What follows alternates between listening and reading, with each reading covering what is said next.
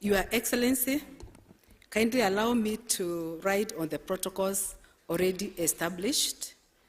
I, who is presenting this accolade on behalf, in honor of our late father, is Justice Cecilia Githua, a daughter of this family by extension, together with my sister here, Nina Ichung'wah.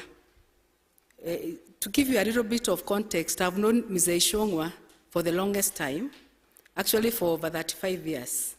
He is one of the business leaders who welcomed me to Kikuyu in the year 1989, when, as a very young girl, fresh from college, I was posted to work at the Kikuyu Law Courts as a magistrate.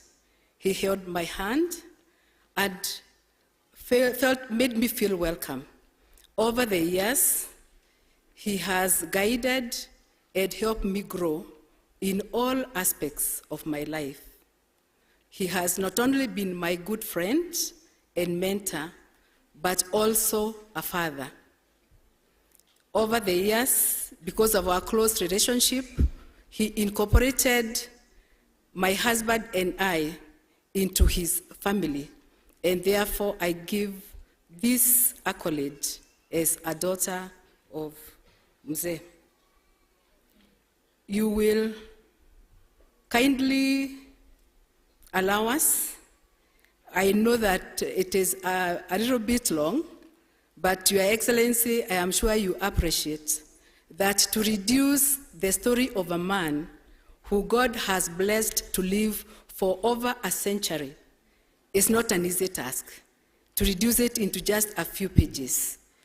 But we will summarize it as much as we can. And with your permission now, Your Excellency, we will proceed to read the accolade. We are gathered here today as family and friends of the late Mzee Isaack Ichung'wah Goge, not only to mourn his passing, but more importantly, to remember and celebrate the beautiful gift of his life. Our hearts are heavy with loss, but they are also full of gratitude for the time that we were blessed to share with him. Mzee Ichung'wah was a remarkable man, born in 1920 in Chepkechei, a small village then christened Shegeshe, near Tinga Farm in modern-day Kipkelion West constituency, Kericho County. He was the son of the late Josiah Goge Warari and the late Wanjiro Goge, brother to the late Elizabeth Wadai Goge and the late Jacob Moirori Goge. He was a stepson, he was a stepbrother to many. Mzee Ichung'wah's story is a testament of resilience, perseverance, hard work, focus, and sheer determination to succeed in the midst of adversity. He is a story of humble beginnings and triumphant success, making his legacy a powerful example of resilience and hope for future generations. My father was born in colonial Kenya and dispossessed of land and all their wealth by white settlers and exiled from home. Young Ichung'wah was not lucky, as he also lost his mother at a tender age, and he learned to fend for himself at an early age, childhood. When he was a young boy, my dad got ill from a strange illness, and he used to tell us that at that particular time, because there was no modern medicine and there were no hospitals, the practice was that you be left in the thickets or the forest or the bushes to be eaten by wild animals. And that is exactly what they did. They went and left him somewhere in the bushes to be eaten by wild animals. His brother, his elder brother, would go and check on him, listen to his pulse, then go and report to my grandfather that even if you guys threw Ichung'wah to be eaten, he hasn't died yet. And my grandfather authorized that they go and bring him back, and he was brought back, he recovered, and the next time my dad got ill was when he was 101 years old. As a child without a mother and as he struggled through life, Mzee told us of instances where the family faced starvation, and having seen his dead mother sleeping peacefully, he would often wish he would die and prayed to God to give him peace of death instead of the biting pangs of hunger that he often suffered. He would tell us that he wished to die and join his mother Wanjiru, not because he understood what death really meant, but because he wanted to escape the punishing pain of hunger. As a young man, Mzee struggled to make a living. He moved from Kipkelion in search of employment and went to Kapsabet, where he was employed as a driver in the tea farms. However, like his parents, he later lost everything he worked for after being driven out by colonialists.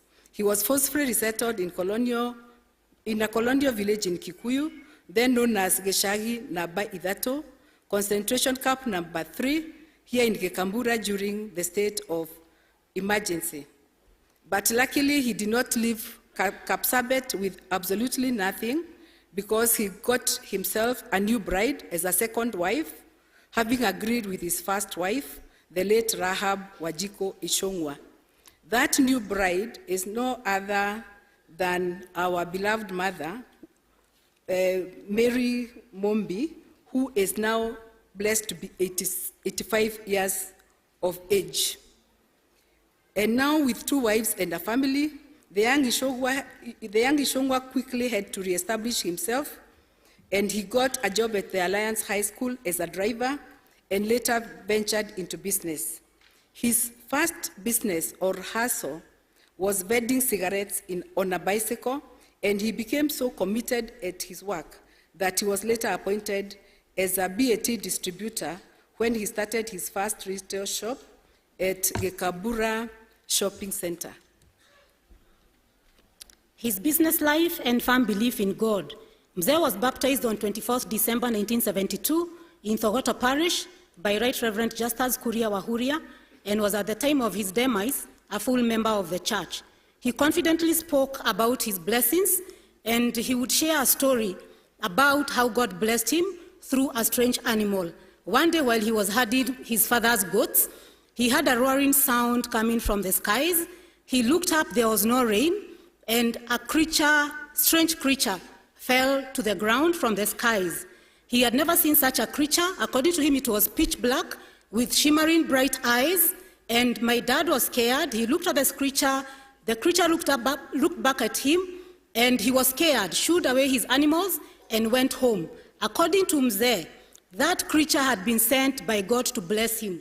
As he continued to struggle in life, he told us that there was a time he was arrested for possessing a 100-shilling note during the colonial times, because it was unheard of for an African to have that kind of money at that particular time. Mzee would later diversify from his retail business and venture into the meat industry. He established a very successful butchery and also established the first abattoir in Kikuyu town at Makutano.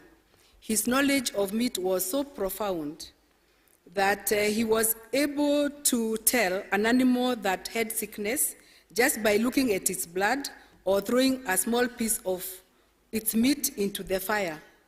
It is through his businesses as a meat supplier that he met with the late former president, Daniel Arap Moi. He would quickly earn the president's trust to the extent that he started getting livestock from his farms on credit. And owing to his honesty and strong business ethics, the late President Moi would often say to many of his political friends that it is only Mzee Goge, as he used to call him, he was the only businessman he could sell his cows to on credit. This earned Mzee more friends in Moi's administration, including cabinet ministers and MPs, many of whom entrusted him with livestock purchases from their farms. Throughout his life, Mzee experienced significant successes, fostering unity within his family and community.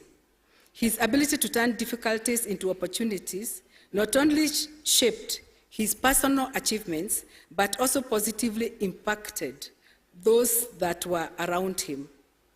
Mzee inducted and mentored his children into businesses, as well as a large number of his associates and friends. It is out of this mentorship and induction into the meat business that most, if not all of his children, has had a stint in the meat industry. During the COVID-19 pandemic, which he used to call korota in Kikuyu, he did not wear a single mask. While the rest of us struggled to breathe under the nose masks, Mzee continued with his daily activities as usual. He would often say that God is not a con man. He cannot protect me all these years only to have a stupid illness like corona kill me.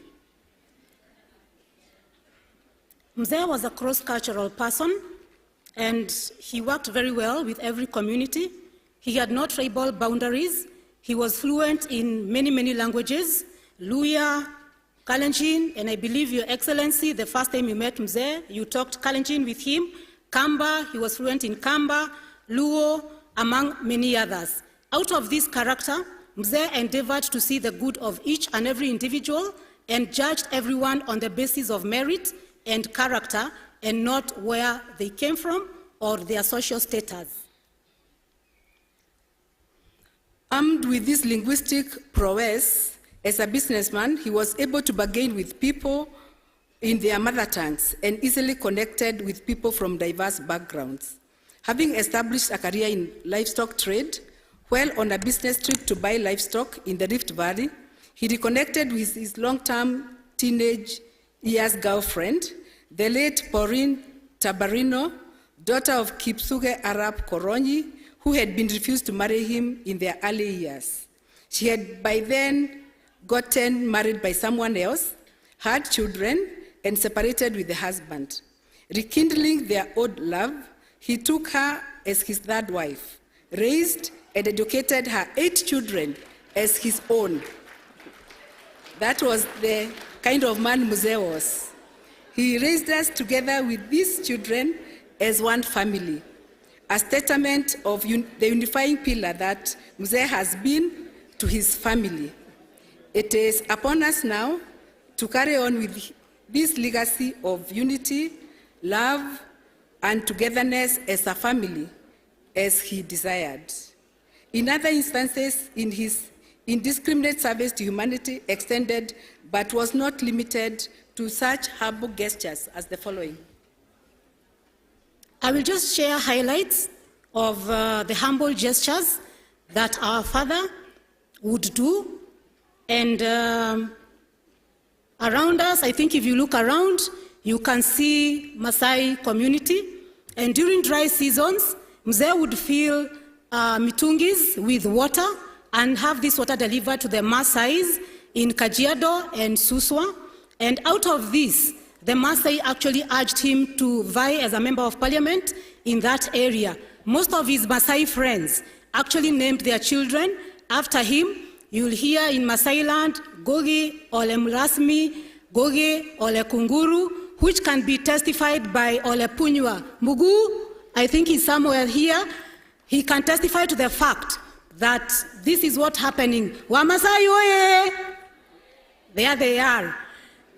In matters education, Mzee never had a formal education.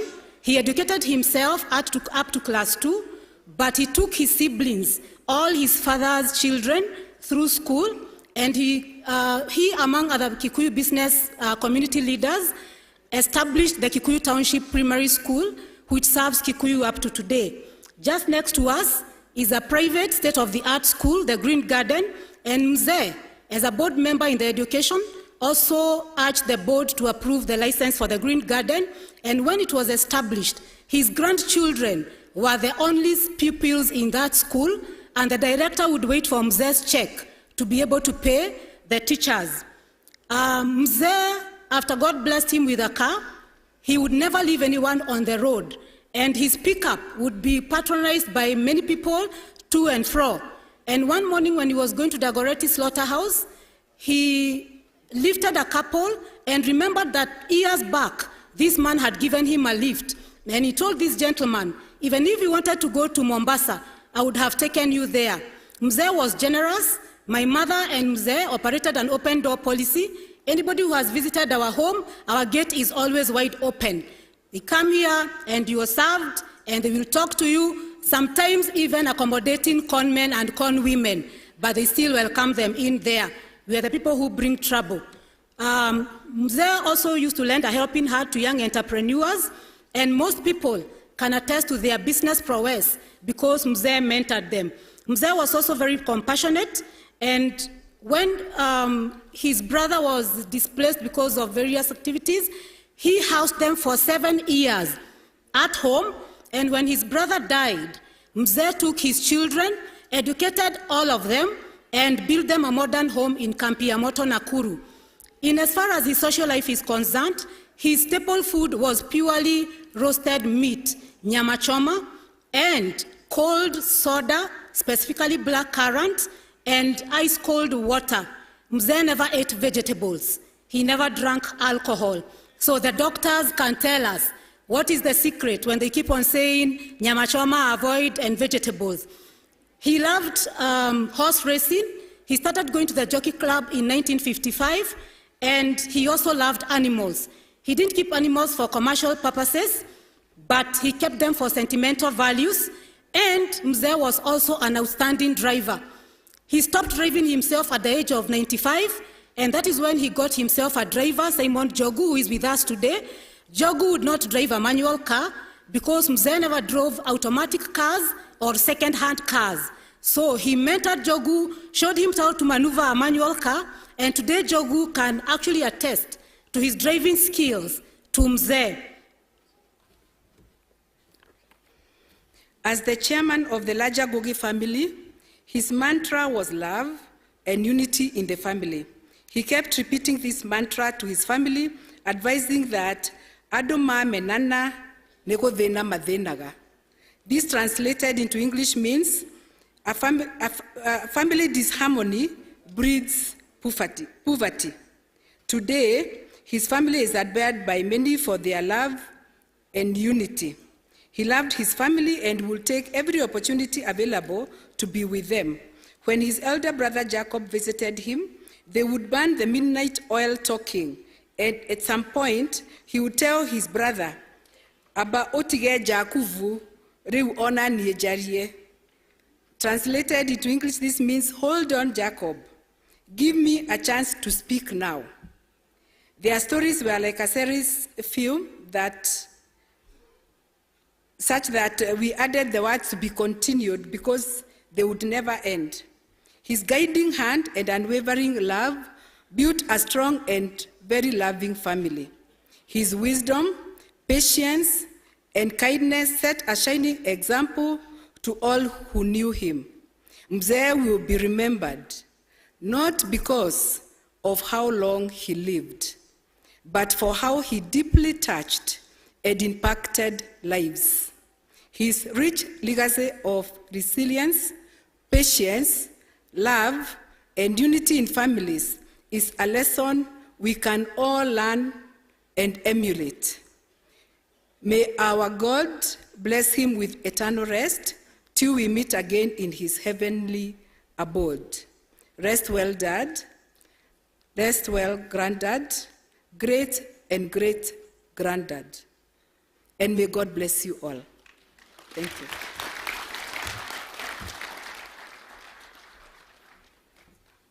Let's appreciate them once again.